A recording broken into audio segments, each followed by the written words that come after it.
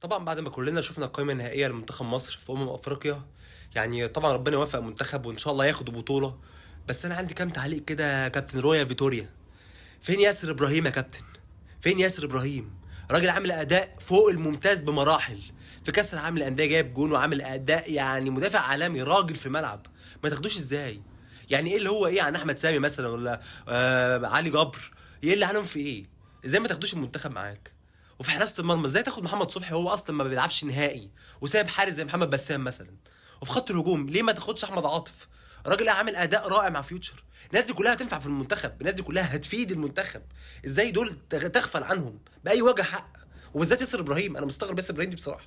مستغرب انه ما راحش المنتخب دي في افريقيا دي يعني. موضوع بجد غريب غريب، واكيد ناس كتير قوي استغربته. ولا انتوا ايه رايكم في الموضوع ده؟ انا عايز اسمع رايكم برضه في الكومنتات، يعني شايفين كلامي صح ولا انا بتكلم غلط وهو اللي صح ولا ايه بالظبط؟ وربنا يوفق منتخبنا يا رب.